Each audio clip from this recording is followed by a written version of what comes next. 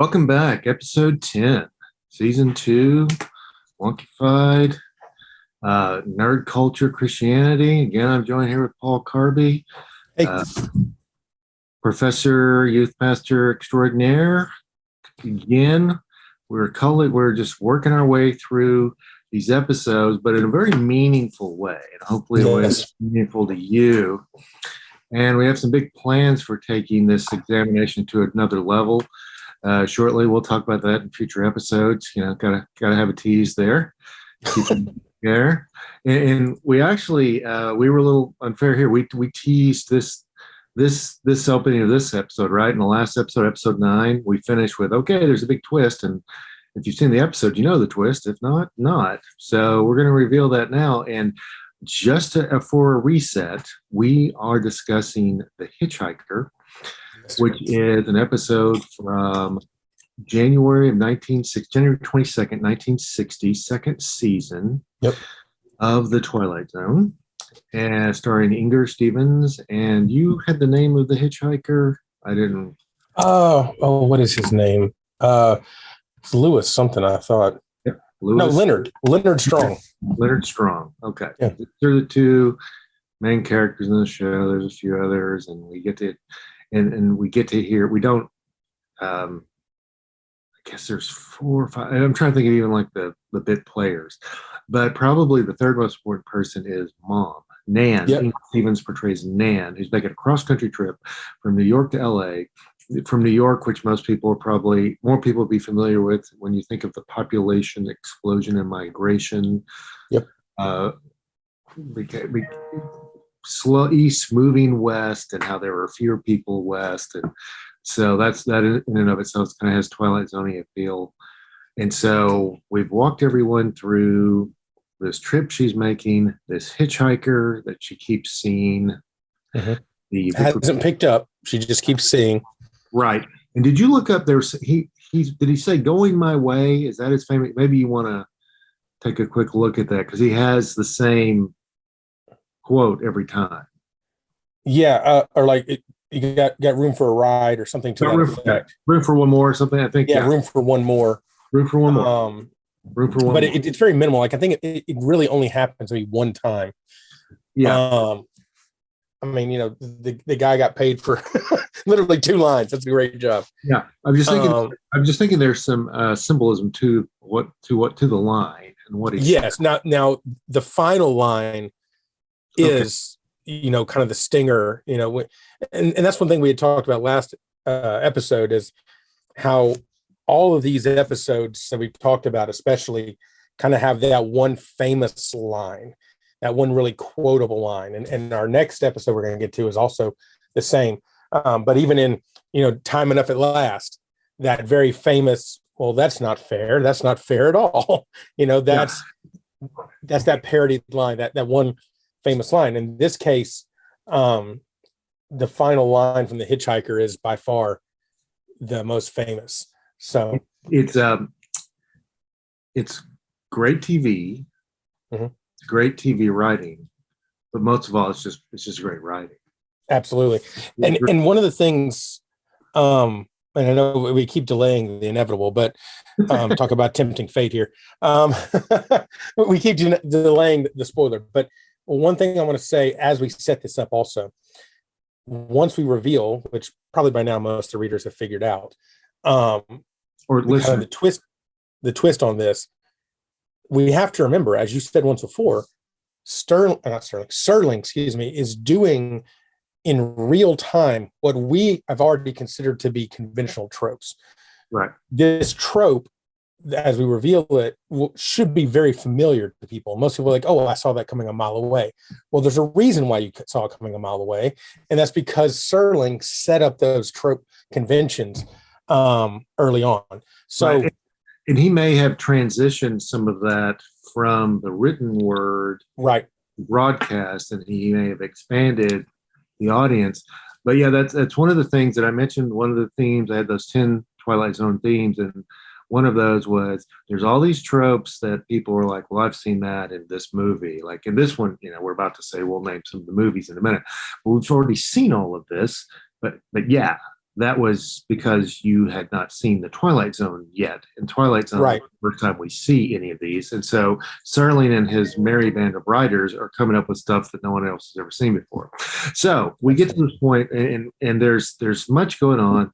Nan's in an accident at the start of the episode. Mm-hmm. She's in, and Serling announces, and obviously Serling's always the narrator, and he starts the episode and ends the episode. Usually, not always, but she's traveling from New York to LA, as we mentioned, cross-country trip. Yep. And she keeps seeing this hitchhiker. And she does end up having a sailor ride with her for a little while, but that even gets kind of sideways. And not that he didn't necessarily do anything wrong, as I recall. Yep. He just So she picks up this sailor, right? And she had already interacted with a gas station attendant. Right. And he refuses to sell her gas because it's late. She picks up a sailor because she keeps seeing the hitchhiker. And at one point, she even swerves to try to hit the hitchhiker, but the sailor doesn't see anything. And he's kind of questioning, if this woman's drunk or like what's going on with her. At some point, she goes back to the gas station to try and get him, the sailor, to convince the guy to give her gas. Yeah. Now, while she's there, she calls her mother.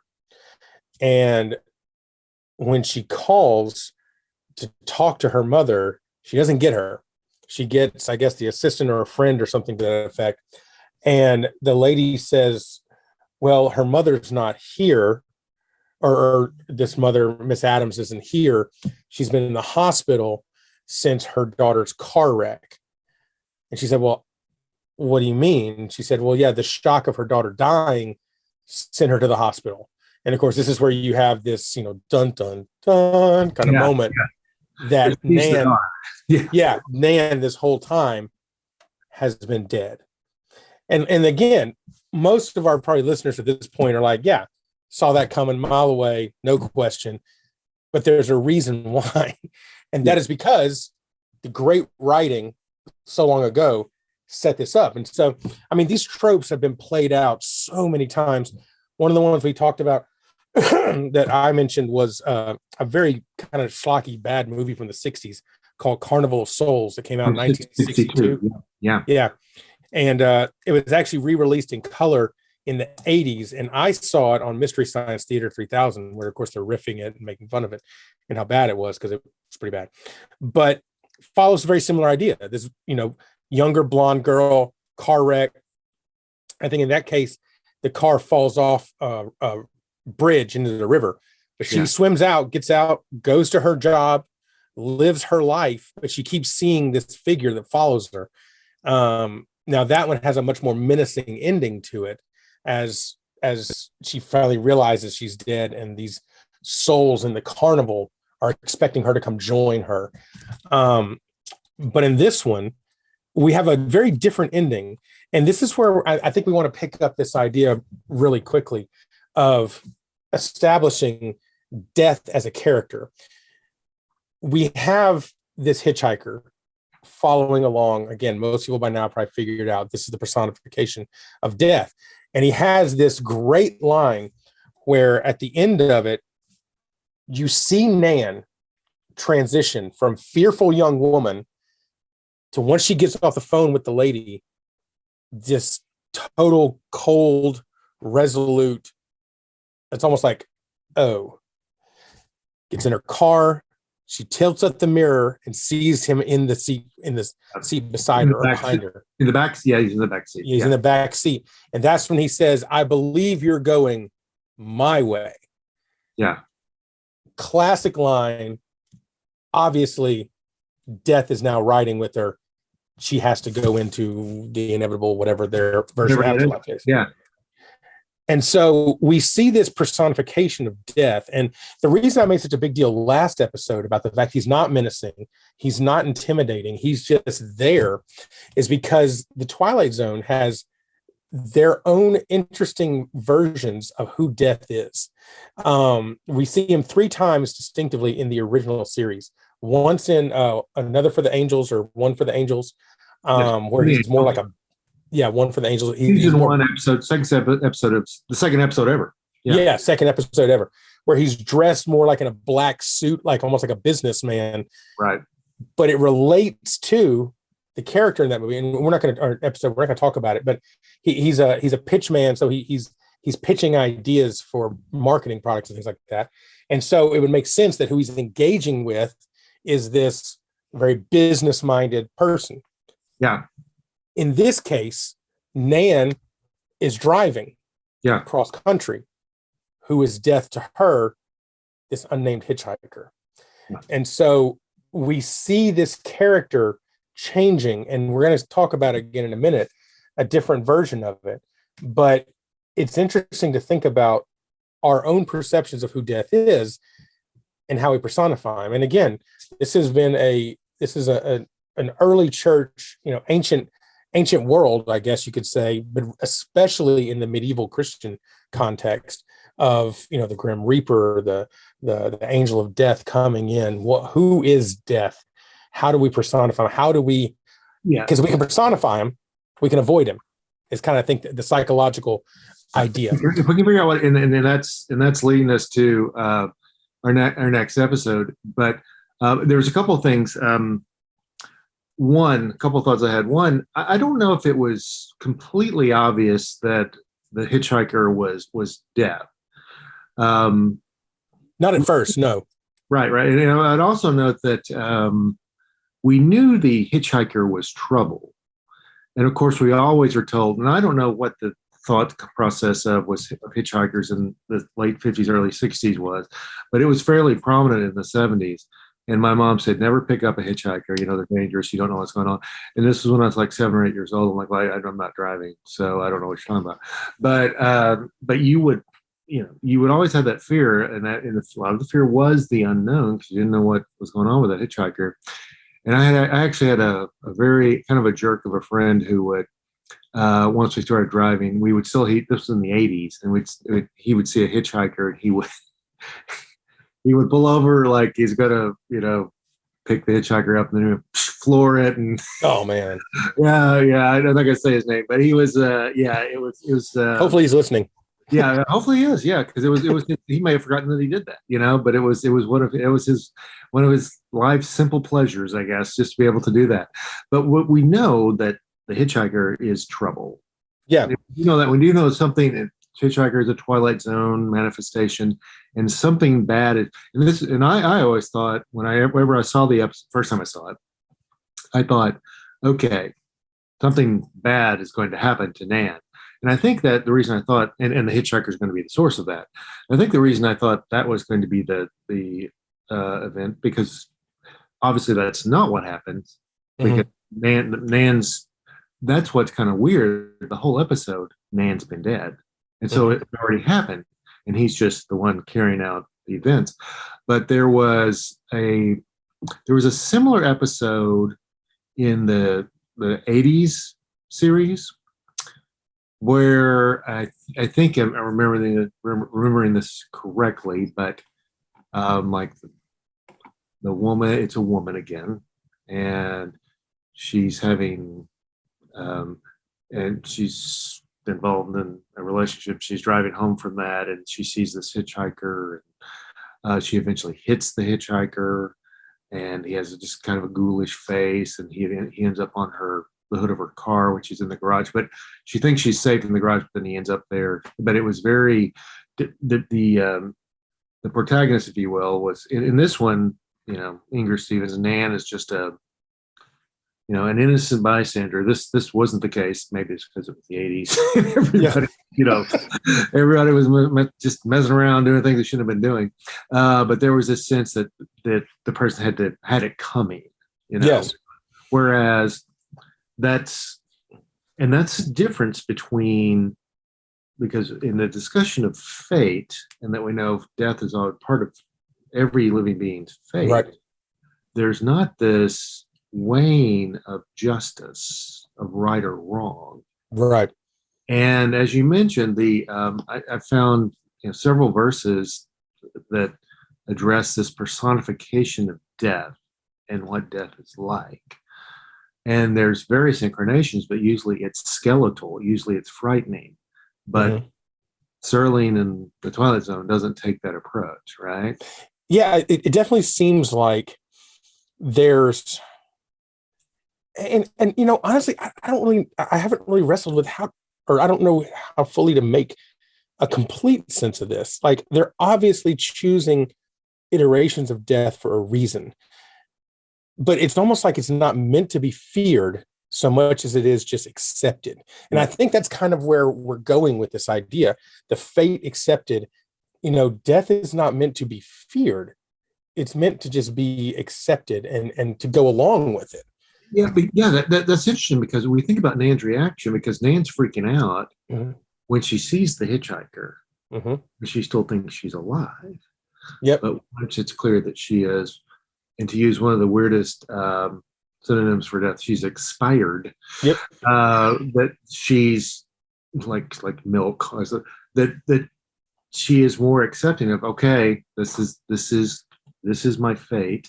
Yep. I'm just gonna roll with it. And maybe that I always, like I said, I saw Inger Stevens at some other movies and whatnot, and she always seemed to have kind of that same acting style. So I didn't know if that was intentional or if that was just Serling was like, well, this is the most we're going to get out of her. So I don't know, or if she was, because she, and just to be fair, she does a good job of it. She does a really good job. Absolutely. So, but it just kind of, actors all have their, their styles and their approach and their personality, and it's sometimes hard to escape that. But yeah, she's just like, okay, I'm gone. And I guess that's the other thing too. That's as I mentioned very early, and one of the other themes is that some of the people we always think, and this is where it's really interesting with Serling. And I think about his background. Serling definitely introduces, and the Twilight Zone introduces fates that people experience that seem clearly worse than death. Yeah.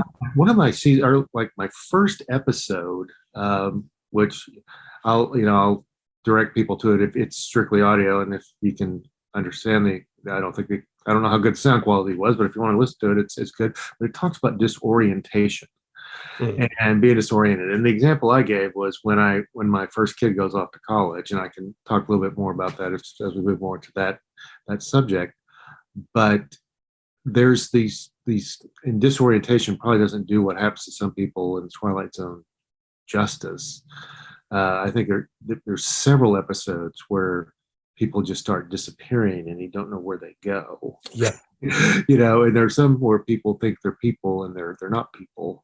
Absolutely. Right? So those are, and I think you can, whatever, but I think Serling and whoever writes for him would seem to agree that those circumstances, or whatever death is, however each of these writers conceptualize death, it's a better place than where these other characters are.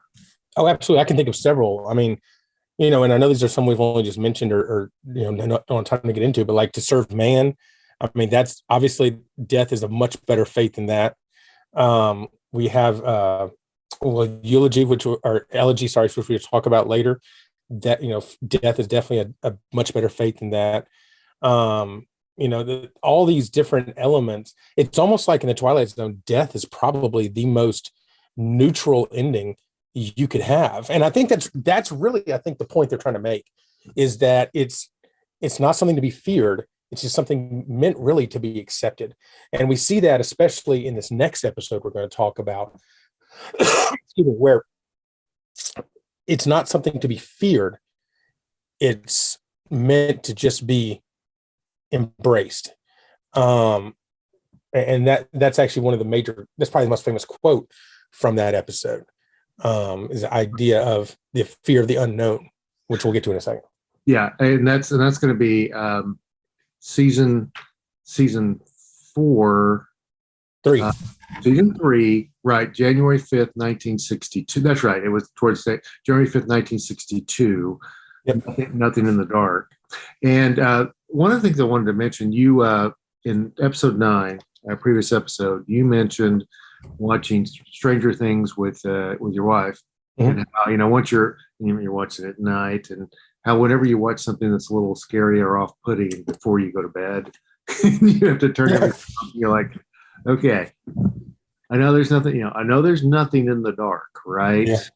But just the fact that it's dark and you can't see it. And so I want to. This is in just spoiler. I'm just going to. It's not spoiler alert. It's for full accounting. This might be my favorite episode we're about to talk about. My favorite Twilight Zone episode, and I'm not sure why or how it resonates, but there's a simplicity to it. There's a beauty to it, and so that's probably a part of the driving force. But there is, we can just start with the title, "Nothing in the Dark." Take from there the symbolism of that title. And absolutely. Since we're talking about the same subject matter. Well, and it's interesting when you first presented this to me, because I'd never heard of this before. When you first full disclosure, I'm sorry, I was full disclosure. That's the phrase I was looking for. So I fear forgetting phrases. Sorry, go ahead. That's okay. It's a Tuesday. When we first started talking about this, I saw Nothing in the Dark. And of course, knowing the Twilight Zone, and knowing in season 3, he's running full bore. This is all 8 firing. I was thinking, okay, Nothing in the Dark. Haven't seen it. I'm extrapolating from my own thinking. What could this title be about?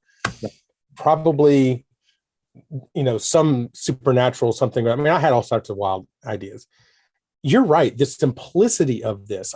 This is, this is like risotto. It's super simple, but it is elegant and gorgeous in its presentation. This is just the bare bones writing at its best.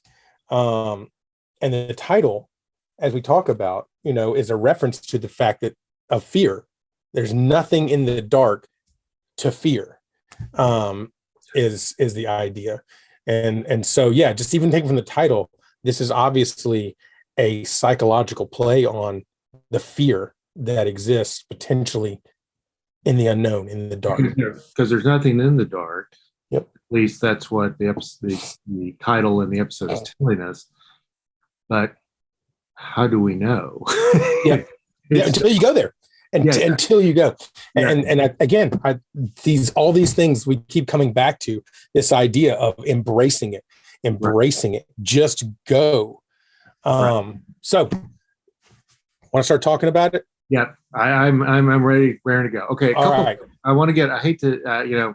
They always get onto podcasters who talk about creative properties and kind of personalize it, but I'm gonna talk about the episode and then tell kind of my story, my experience with the episode, because there's a gap between when I first saw it and when I recently saw it. So, all right, it's January 5th, 1962, 3rd season. Remarkably simple premise that only involves 3 actors. And the 2 main protagonists, Gladys Cooper portrays Wanda, who is, we don't know how old Wanda is, but she looks really old. and she's living in what looks to be the basement of an apartment complex, dilapidated. One critic said it looked like a dystopian existence. It looks like she's in this, again, we talk about this urban fear, this urban flight, and how not everyone, how you can kind of make, again, Serling and his writers, and George Clayton Johnson, who I hope we can talk about before we finish this topic. He wrote this, but it's very much in the, and we don't know what the writing process was. I'm sure there was a lot of collaboration, but George Clayton Johnson is given credit for writing. and certainly not. But there is this whole sense of dystopian, urban decay. There's some sort of crime that's happening outside initially in the episode. And she is, during that, she's in the basement, and there's a staircase that leads, that's where she lives. And there's a staircase where she can walk out into the level ground. And we don't see outside, though, except for when a young police officer, and it's snowing too, by the way, a young police officer falls and has apparently been shot and falls down her stairs, which are very short. It's not like that would be dangerous to kill him. And he begs for her to let him in. Now, that is all taking place just right after the interlude, where Serling tells us that Wanda has been spending her life, or her later years, avoiding death at all costs, and Mr. Death. Mr. Death. That's very important. She has, and there's a couple things that become very clear during all of this. There is the personification of death. Wanda believes death is a person. Wanda believes she's seen a person, seen death personified. I have a friend who believes that he's seen a Bigfoot, and I don't, again, just like with Wanda, we can't say, well, you're wrong, because we weren't there, and it might have been one. But she believes she sees it, and so that becomes basically the plot, if you will, of our story. So as you move into the first commercial phase, she has decided to let the police officer in and protect him, and at that point, you're the entire audience is very, very much on the side of the police officer, because when it's a young police officer who's hurt and injured, and of course it's a sign of authority, and we want to talk about that as the personification. And then, but most importantly, it's Robert Redford. And, young Robert Redford. Very, very like 21, 22-year-old Robert Redford. I've seen there's an episode on YouTube where they interviewed Lamont Johnson, who directed it, and he met with, and we're going to talk about Gladys Cooper's son. Gladys Cooper portrays Wanda, and Gladys Cooper was a famous, as they say, before the talkies came out, she was big. She was a silent movie queen, kind of. Silent movie queen, absolutely. You can see some pictures, if you Google, you can see pictures of her in this. You can see pictures of her in her silent movie era. Maybe we'll show some of that in the next episode. Was Sunset Boulevard, was that kind of parodying her? That's a good question. I'll have to do some more research on that, but very, very, very possible, because again, the whole point of Sunset Boulevard is it's the silent queen who the movies did, I never got small, the movies got small. Yeah, that sort of thing. Yeah, and so with William Holden and all that could possibly be it. But she looks, and to me, she looks ancient in this. She's 73 in this, by the way. Is she actually, when it came out, she was 73. Oh, was she? I thought she was maybe in her 60s. I'm like, wow. Yeah. Okay, you're right. So, of course, she looks ancient. When I first saw this, just so you know, a little background. We can take my background, or if you want to kind of build upon the personification, you can kind of talk about that. Then I'll talk about my background if you want, since I kind of already unveiled what death looks like. Yeah. Yeah, well, and I think it's also one of the things I wanted to point out is it's interesting that in her mind, she has this idea that if death touches her, she'll die. Right. And so she's, of course, developed this own almost metaphysical structure of how death is supposed to work. Right. One, that she believes he's real. Or personified. Two, right. that he constantly changes his face so as to keep her confused. And three, that if he touches her, or if she touches him specifically, she'll die. And what I find kind of as an overarching thing is the paranoia that has built in her. I mean, she's obviously been down here for years. She talks about at some point in the episode how she used to be beautiful. She used to love to go out in the sunlight. The hand scene. Yeah. Where she sees this little ray of sun. Yeah. That's some great writing. Oh, yeah. This one little beam of light. And the police officer name's Harold, right? Or maybe I'm Harold. Yeah, Harold Belden. Harold Belden. So he said, we come to the jump after the commercial, and Harold is in bed. Yep. He asked her after she has touched him, and that was kind of where I was going, is that she touches him and it convinces her, okay, he's not death. He's safe. And so she brings him in, she nurses him back, and the whole time, I mean, he's literally sitting in bed, which it's beautiful, like you said, in simplicity.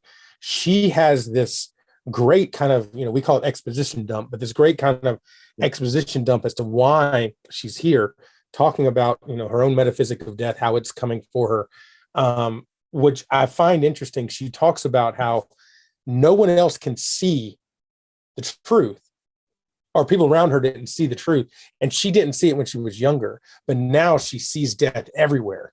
And even Harold says, well, why do you think that is? She says, because I think I'm getting older, because I'm so close to the end.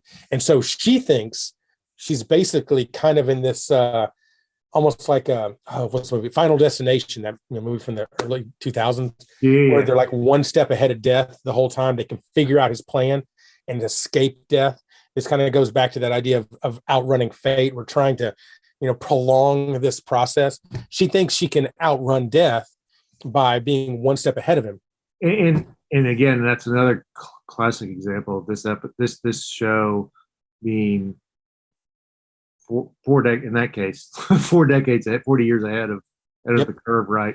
And one thing we've mentioned, we always say that the Twilight Zone is introducing these tropes and these ideas and these concepts in a beautiful way, in a very creative way, but also the first time. And so, even though you've seen it in other incarnations, this is the first time. But it's maybe the connection that listeners have not made is that of those future incarnations, the creators of those are stealing it from, and not they're taking Twilight Zone tropes and working with them, and this is like the origin of it. Absolutely. So, but she, that's what fascinates me, is that she fears death, she knows death. She talks about her friend was on a bus and was there and touched her, and then she died. Yep. You hear that story, and then I can't remember, but did she say what did Harold ask? What did death look like? And the thing is, she just kind of looked normal. But I think he says, "Why don't you go outside?" And she said, "Because I'm scared he's out there." And she said, "Well, and Harold says, if you know what he looks like, then why don't you just avoid him?" And she said he changes. And like his persona changes. Yeah, and so I wonder if George Clayton, I sometimes wonder what that writing process, he's like, okay, especially the fictional process, obviously the fictional process. Okay, all right, so my main character is going to say this, but then the logical response is, well, what about this? And so I have to, it's like, okay, I need to address that. So I think you hit on a very critical point, though, this aging process, and how, as people enter new seasons of life, there's so many examples of that. There's the painting, I think, in the National Gallery. It's a series of 7 paintings called, there's like 4, I don't know. Seasons of life, guys going down the river. At some point, there's, from child to old, and how you see different things, how you see the world differently, and how you see life and death differently, and how. And I think about it from a scriptural and spiritual growth and spiritual maturation process. How I remember when I first read the Bible, I looked at the characters, the Hebrews, whenever they did something stupid. I go, how could you be so stupid, and just how could you not listen to God? And then, my own walk later, I go, okay. Now I see what aspects of the world absolutely blinded me from God. And so, and this is interesting, because I think I'm glad that you opened that door, because this episode, let's see, they had the Twilight Zone movie in 1983, and they have this brief new Twilight Zone series in the late 80s. And so in the late 80s, they start showing, and I think the 80s is when there are reruns in the 70s, but I think you start having this cable channel, you start having the cable channels, and you start having this plethora of, we need this old content. And the viewing day goes longer. Mm-hmm. And so Nick and Night, man. Yeah. Nick and Night, exactly. But at the time it was, for a while, I think even into the 80s, you had the flat, Johnny Carson, Tonight Show's over, and I'm going, most of my audience is going, woohoo, what? They think the Jimmys, but older. And after he's done, they might have like a late show or something, but then the day ends, right, with the national anthem and the flag. So they needed to get away from that. And so the Twilight Zone, the original series, starts becoming syndicated. And so this is, I just finished my freshman year of college when I first saw this and other episodes, but I saw nothing in the dark, knew nothing about it. And we've kind of given away the twist, but it seems like it's kind of, people will probably figure it out pretty quickly because one, there's only so many actors in the whole show. But I remember, obviously, I think the story is very compelling, and Redford, obviously being Robert Redford, even though he was, even when it first probably came out, he was a very sympathetic character, and he's a sympathetic character throughout this entire episode. Yep. And he's not only a sympathetic character, he's a weakened character, right? And so he's very engaging.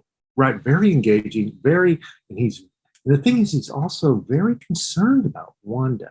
Mm-hmm. He doesn't, obviously he acts, and I think it's interesting. He asked, as soon as you have to jump after the first commercial break, he asked, have you called the doctors? No, I don't. That's where we get to the exposition, right? And then that's where she puts her hand in the light. I used to be young. I used to be joy. I used to have all these dreams, and now I'm here, and I'm aging, and I'm just trying to avoid death. And so, as a late teenager, you have this episode has a different experience and that's a totally different set of eyes than someone who, is at the stage where I already have a kid who's older than that. Yeah. And so it's just fascinating to think of the aging, end of life, and how you have different views on that based on your stage, your season of life. Well, that leads me to a really good point. I want to ask you a question because I know this is in our dealing, as long as we have been, I know that this is one that has been very personal to you. Yes. And I knew it was your favorite. And so I want to ask you a question for maybe us to discuss. But it needs a little bit of setup. So obviously we've established Robert Redford is actually Death. She says, "You tricked me." He said, "Well, I had to, otherwise you never." I'm sorry. Can we kind of take a step and just kind of walk through that? I mean, granted, everyone hopefully will have seen the episode, but I think the reveal is well done. Yeah. So she's been talking about how she's avoiding people, and she gets a little boy to bring her groceries, and she waits till he leaves, so she doesn't interact with him. There's a man coming to tell her that they're demoing the building. Right. And she has to be out, and she's avoided him. And finally, he breaks in to her basement apartment and basically says, "Lady, look, you got to go. You can't stay here. We're going to demo the building today or tomorrow." Or something. And the twist is, if there is a personification of death, and this is the Twilight Zone, so there probably will be. Yeah. We think this guy. Yeah. This guy's Death because he's being kind of rough and he's being kind of rude. Absolutely. That's when you have to jump to the second commercial break, right? And she's been avoiding him this whole time, right. Not because of not wanting to move. I mean, obviously that's part of it, but because she thinks it's Death. She even mentions it to Harold. She says, "I think it's this guy who's been coming around recently." And so when he breaks into her apartment, literally kicks the door in. She's talking to Harold, and she says, tell him, tell him that you're the police officer. Tell him he can't make me move. And this guy thinks she's crazy, and finally says, look, lady, just get your stuff and get out. I got to go. But he's also he's sympathetic as well. I mean, he goes, lady, I'm not trying to, I hate to be the, he actually he shows her some sympathy as well and says, look, I hate to do this, but, and he actually says, this is for your own good, because this is going to be dangerous. We can help move you out. But we're demoing this today. Yeah. And it's interesting that he's talking about this inevitability of kind of, of action. You see him being the physical manifestation of the inevitability of a resolution here. She has to do something today. And so he pushes himself in. We have this kind of interaction. She appeals to Harold. The guy leaves. At this point, she shuts the door. And of course, like you said, you get the commercial break now. She comes back and she realizes he couldn't see her. Or he couldn't see him. And doesn't she look in the mirror too? And he's not in the mirror. Well, he tells her to go look in the mirror. Oh, you tell you to go look in the mirror. Yeah. And then she says, why couldn't he see you? Why didn't you help me? Why couldn't he see you? And that's when he said, go look in the mirror. And she looks in the mirror, and there he's not there. Yeah. And she said, that's when she said, you tricked me. She realizes this is death. And he says, well, I had to. Would you have talked to me otherwise? And I can't remember exactly what she says, but his response is, she said, but there's nothing to fear in me. You've talked to me, you've confided in me. I'm not this terrifying thing that you've made me out to be. And he said, what you keep fearing is not me, but the unknown. And that's really kind of that main driving quote, like we talked about. It's not me as death, the personification of death that you're fearing. It's the unknown. And we saw this with Nan too, in HitchHiker. She feared the man, or the personification of the man, which was the wrong thing. Ultimately, she was fearing what he represented, the unknown. And in this case, you see this much different personality shift in Harold, Belden, this handsome young police officer who's very, engaging, very disarming, kind of in his presentation. Comforting.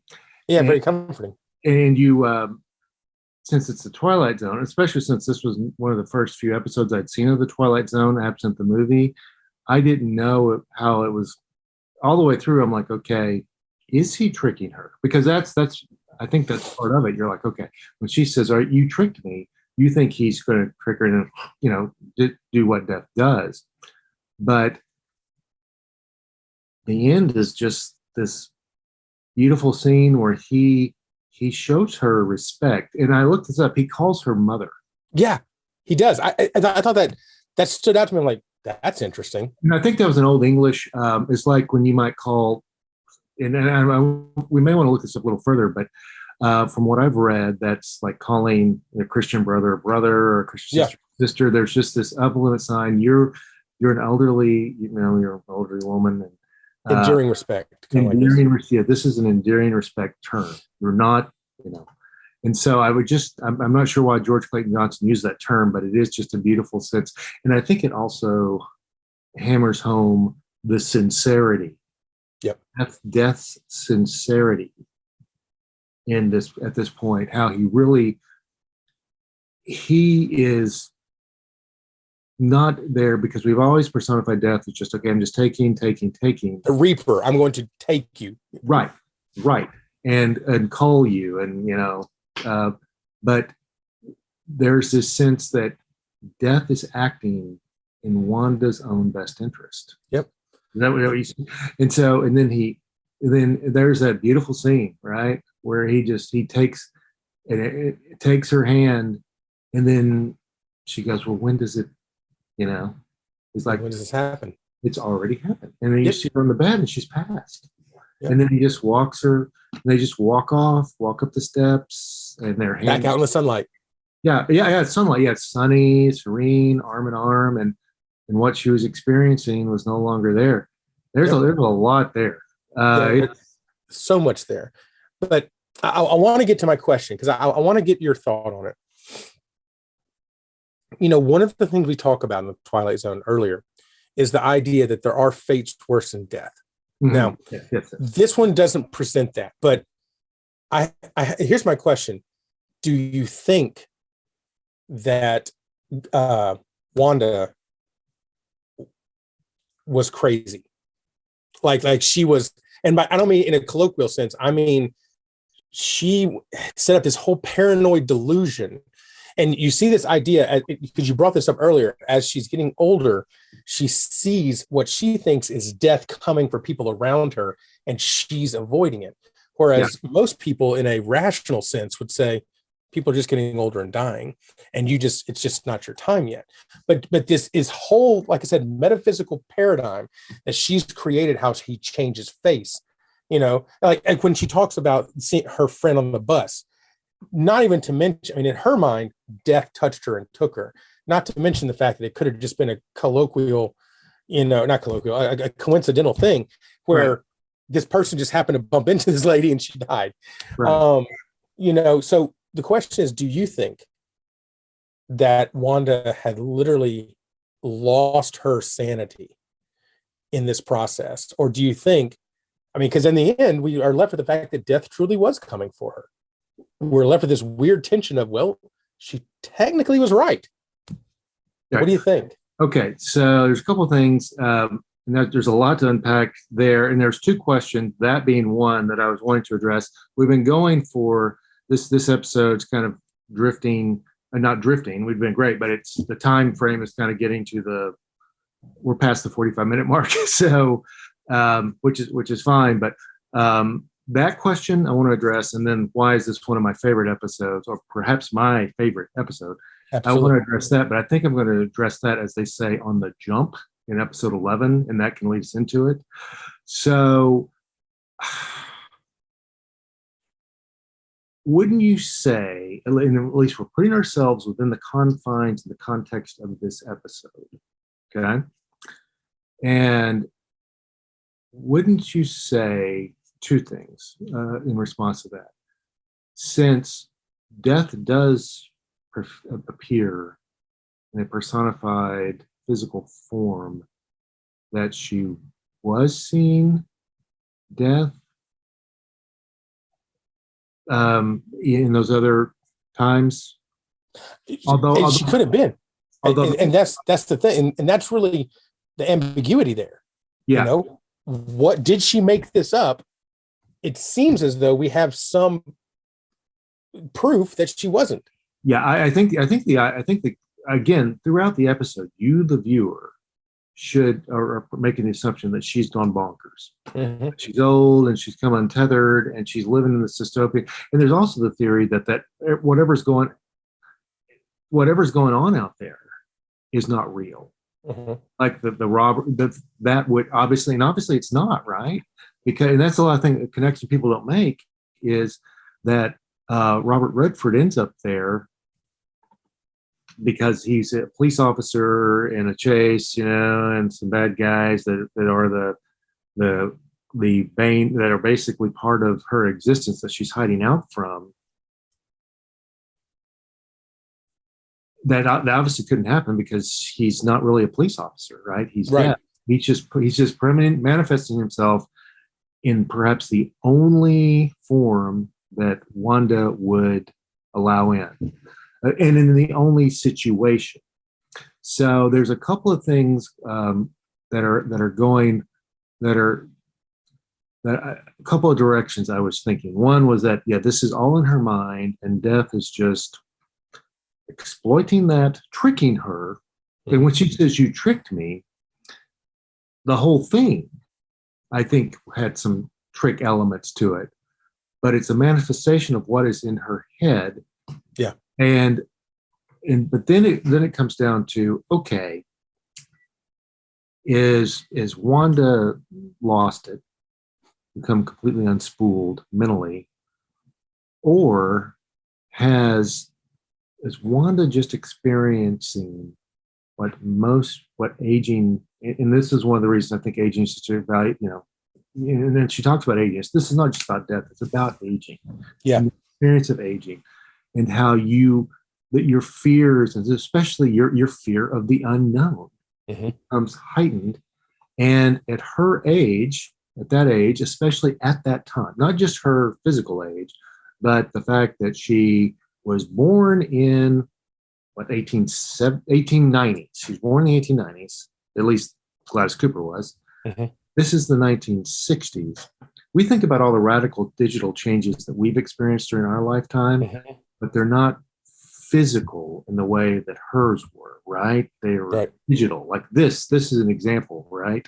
The fact that you're in Missouri, I'm in Texas, and we can see each other, and all those thousands upon thousands of people watching us out there can see us. It's our experience with technology and innovation. Their experience was very physical. Yep. So as you get, so you think about maybe your older uncles or aunts or grandfather. And, I was on the Facebook the other, and I couldn't get off. Or I don't know how to check my Gmail or whatever. And and you think of all these, you kind of giggle because you think of all these what should be fairly easy technical fixes that like the remote. Although the remotes. I simplified my remote because it's insane. But you have all of these examples of where age is just they're kind of out of the loop in all this stuff, and they're not digital natives. Well, think about that on a physical level. Yeah. So that was probably, call it dementia, call it insanity, or call it just her vision of what the world, especially and we assume that she was living in an urban setting. Right. Yeah. That just people like, and sometimes I was in New York a couple months ago, and sometimes just listen to all the cars passing. And obviously I'm very accustomed to that living in Dallas, but the cars, the ambulances, if you're at a certain age and you grew up in an era where it wasn't always like that, you may think you're in a dystopian existence. Absolutely. And it's just Wednesday. Whatever city you're in, Absolutely. So I think that, and so this is one of the great things about this series is there's so much left open. Yeah. Intentionally or unintentionally, and we can fill in the blanks. Well, and so the reason I bring this up is because, and this is obviously, like you said, forecasting to future episodes as we set up season 2. One of the themes that kind of keeps coming back to me that we haven't talked about, but I see this running through a lot of these episodes, is what I wrote down as I call the Cassandra syndrome. If you think about Cassandra from Greek mythology, she was the one who was cursed to have totally true prophecies, but yet nobody believed her. And so you see this kind of this interesting play of, are these people truly crazy, or are they the only ones that know the truth? Terror at 20,000 feet is another great example. That's where you truly see this Cassandra syndrome play itself out. William Shatner, which talked about, sees this thing. Everyone thinks he's crazy. He sees this man on the wing of the plane. He's convinced it's there. Everyone thinks he's insane. He gets carted off by, I think, people in like a straitjacket, or they're taking him away. And then at the very end, you see either the scratch marks or something on the plane that gives indication, no, he was right all along. We just gave an example with the HitchHiker. Absolutely. Yeah, and I think there's several examples of that in the Twilight Zone, and I think that's perhaps sometimes the fate worse than death is. That was exactly what I was going to say. This idea. Am I crazy? Yep. Or am I the only one that's sane in a world that's chaotic? In either one is a horrible place to be. Absolutely. So, okay. So I want to kind of explore that. Yeah, we can wrap up. Right. I know we can go on all day, but we are approaching an hour, and we don't want to make people, you can only sit for 50 minutes. Okay. So next episode, this is episode 10. It's been great though. We're going to keep on keep on this episode. Nothing in the dark. Maybe if you want to explore the Cassandra syndrome a little further, great. But also, I will explain why this is my favorite, or see if I can come up with words to explain why. And because you asked that question, and if there's any other questions you can think of between now and then, throw them my way. Yeah, absolutely. All right, good deal. Thanks, everyone. This has been a very rich one, and we're going to end it now. But hop on over to episode 11 to keep hearing about it. Nothing in the dark. Or if you haven't seen the episode yet, watch it, and obviously bring scripture, because we're going to be talking deeply, doing even a deeper dive with this episode. Thanks, everyone.